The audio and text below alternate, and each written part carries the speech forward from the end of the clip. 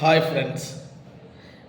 ఆంధ్రప్రదేశ్లో DSC prepare అవుతున్నటువంటి ఆస్పిరెంట్స్కి గత 2 రోజులుగా ఆంధ్రప్రదేశ్ ప్రభుత్వం నోటిఫికేషన్ గురించి పక్కన పెట్టి ఏదో సిలబస్ కొత్తగా విడుదల చేస్తానని చెప్పి ఓ వార్త అనేది బాగా హల్చల్ చేసింది. సరే, సిలబస్ ఏదైనా విడుదల చేస్తారు అంటే ఏముంది, పాత సిలబస్ ఏదైతే ఉందో దానికే కొత్త డేట్ ఇచ్చి అదే ఇచ్చున్నారు. సో సిలబస్లో ఎటువంటి మార్పులు కూడా లేవు. దానికోసం మీరు ఏమీ ఆందోళన చెందాల్సిన అవసరం లేదు. ఇదివరకు మీకు ఏదైతే సిలబస్ షీట్ అందుబాటులో ఉందో అదే సిలబస్ని యాజ్ టీజ్గా ఒక్క లైన్ కూడా మార్చకుండా సేమ్ సిలబస్ ప్యాటర్న్నే మనకి పెట్టడం జరిగింది.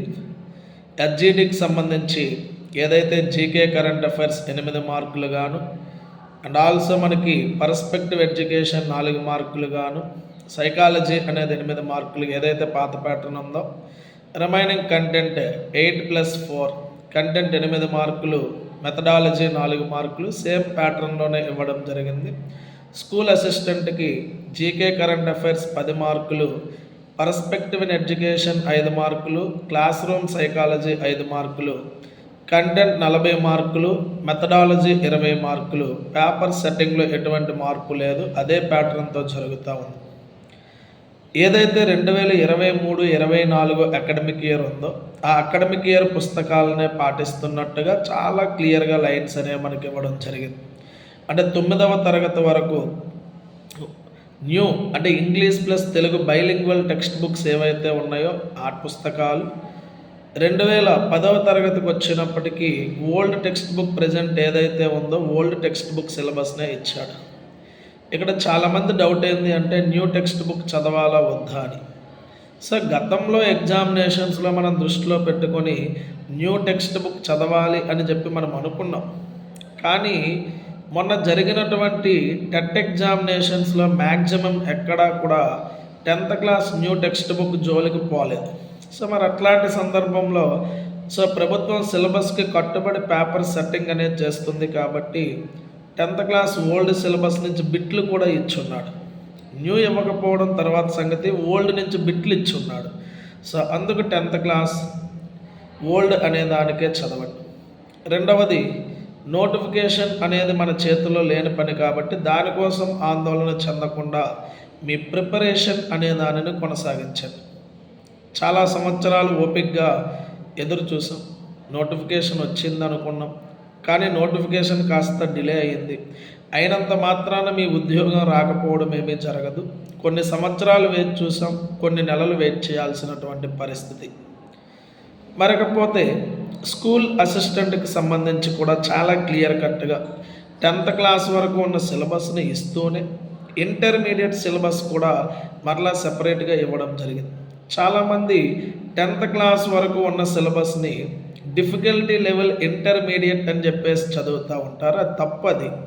ఇంటర్మీడియట్ వరకు ఉన్నటువంటి ప్రతి పాయింట్ కూడా మీరు చదవాల్సిందే. ఇక్కడ చదువుతూ ఉన్నప్పుడు కొంతమంది జనరల్ స్టడీస్ రిలేటెడ్ వాల్యూస్ కూడా మాట్లాడుకుంటూ ఉంటారు.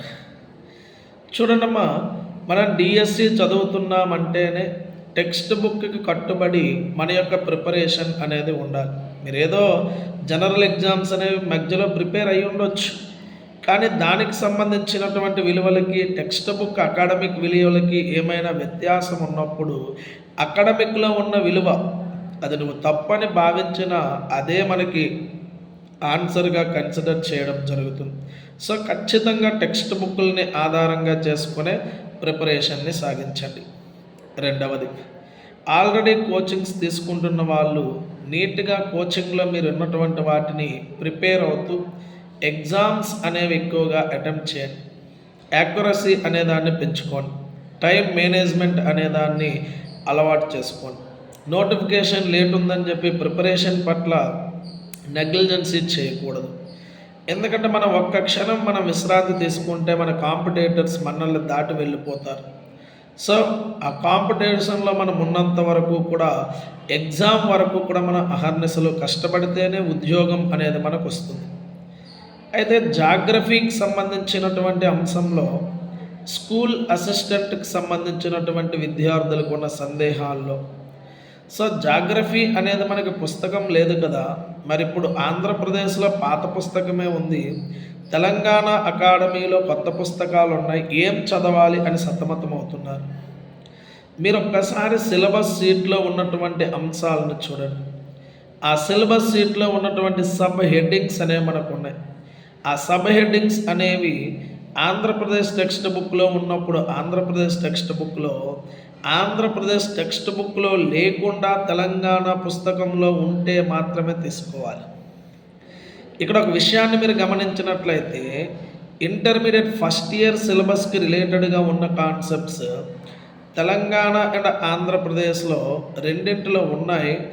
ఆంధ్రప్రదేశ్ పుస్తకం కన్నా తెలంగాణలో కొంచెం అడిషనల్ ఇన్ఫర్మేషన్ కానీ అప్డేటెడ్ ఇన్ఫర్మేషన్ కానీ మనకు ఉంది. కానీ సెకండ్ ఇయర్లో ఇండియన్ జాగ్రఫీతో పాటుగా ఫస్ట్ పోర్షన్ అనేది మనకు ఉంది. పర్యావరణానికి సంబంధించిన నిర్వచనాలు కావచ్చు, లేదా మానవునికి సంబంధించిన వృత్తులు కావచ్చు, వనరుల వర్గీకరణ కావచ్చు, ఖనిజాల వర్గీకరణ, ఖనిజాలు కావచ్చు, పరిశ్రమలు కావచ్చు. ఇవి ఖచ్చితంగా ఏపీ పుస్తకంలోనివే చదవాలి. ఎందుకంటే అవి తెలంగాణ పుస్తకంలో మనకి లేవు. చాలామంది పూర్తిగా తెలంగాణ అకాడమీ పుస్తకాన్ని తెలుగు అకాడమీగా భావించి అక్కడ చదువుతున్నారు.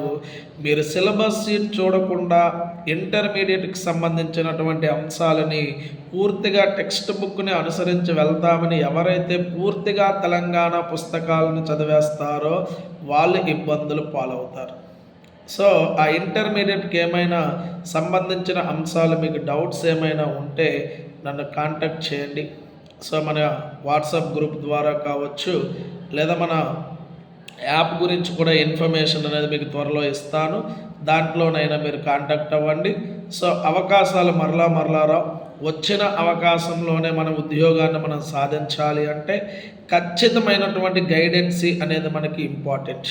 మీరు చదవడంతో పాటుగా మిమ్మల్ని ఖచ్చితమైన గైడెన్సీ అనేది కూడా మీరు వెతుక్కోవడం కూడా మీ వంతు బాధ్యత. So thank you one and all.